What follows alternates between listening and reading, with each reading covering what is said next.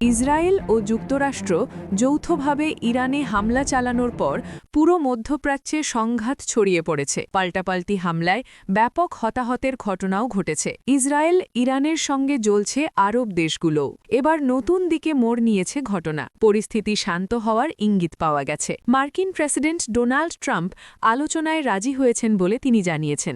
দি Atlantic ম্যাগাজিনকে দেওয়া এক সাক্ষাৎকার অনুযায়ী মার্কিন প্রেসিডেন্ট বলেছেন যে ইরানের নতুন নেতৃত্ব তার প্রশাসনের সঙ্গে আলোচনা করতে চায় এবং তিনিও তাদের সঙ্গে কথা বলার পরিকল্পনা করছেন। ম্যাগাজিনটিতে তার উদ্ধৃতি দিয়ে বলা হয়েছে, তারা কথা বলতে চায় এবং আমিও কথা বলতে রাজি হয়েছি, তাই আমি তাদের সঙ্গে কথা বলবো। তিনি আরও বলেন, তাদের এটি আরও আগেই করা উচিত ছিল, যা অত্যন্ত বাস্তবসম্মত এবং সহজ ছিল, তা তাদের আরও আগেই দেওয়া উচিত ছিল। তারা অনেক বেশি দেরি করে ফেলেছে। দি আটলান্টিকের প্রতিবেদন অনুযায়ী এই আলোচনা কখন হবে সে বিষয়ে প্রশ্ন করা হলে তিনি কোনো মন্তব্য করেননি।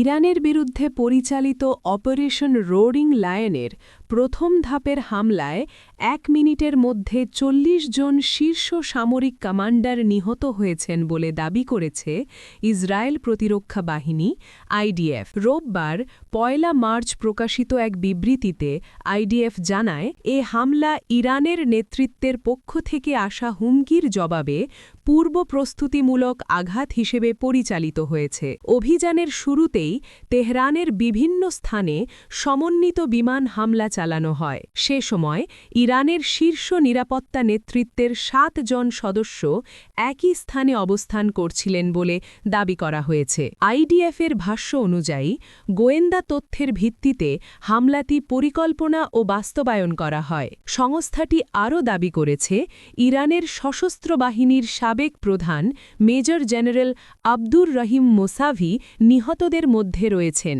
এদিকে যুক্তরাষ্ট্রের কেন্দ্রীয় গোয়েন্দা সংস্থা সিআইএ আগে থেকেই জানতে পেরেছিল যে ইরানের শীর্ষ রাজনৈতিক ও সামরিক নেতারা শনিবার সকালে তেহরানের একটি সরকারি কম্পাউন্ডে বৈঠকে বসবেন।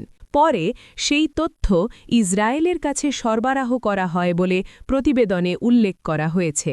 মার্কিন তথ্য পাওয়ার পর ইসরায়েল হামলার সময়সূচি পরিবর্তন করে দিনের আলোতেই আঘাত হানে। এতে ইরানের সর্বোচ্চ নেতা আয়াতুল্লাহ আলী খামেনি সহ ডজনখানেক শীর্ষ সামরিক কর্মকর্তা নিহত হয়েছেন বলে দাবি করা হয়েছে। আন্তর্জাতিক সংবাদ মাধ্যম ওয়াল স্ট্রিট জার্নাল জানিয়েছে, ইসরায়েলি যুদ্ধ বিমান খামেনির কম্পাউন্ডে 30টি বোমা নিক্ষেপ করে। ফলে পুরো এলাকা ধ্বংসস্তূপে পরিণত হয়। আইডিএফ জানায়, ইসরায়েল সময় শনিবার 28 ফেব্রুয়ারি সকাল 6টায় অভিযান শুরু হয়। তেহরান সময়ে সকাল প্রায় 9টা 40 মিনিটে জঙ্গি বিমান উড্ডয়নের 2 ঘণ্টা 5 মিনিট পর কম্পাউন্ডে বোমা বর্ষণ করা হয়।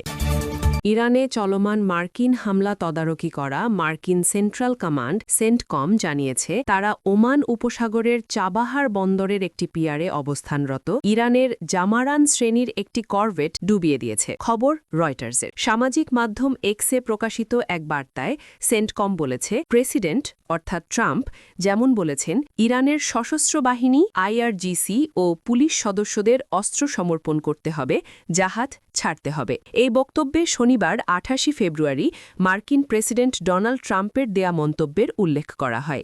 এদিকে সংবাদ মাধ্যম আল জাজিরাকে একজন মার্কিন কর্মকর্তা জানিয়েছেন, ইরানের ক্ষেপণাস্ত্র ইউএসএস আব্রাহাম লিঙ্কন বিমানবাহী রণতরীতে আঘাত হানেনি এবং জাহাজটি স্বাভাবিকভাবে তার কার্যক্রম চালিয়ে যাচ্ছে।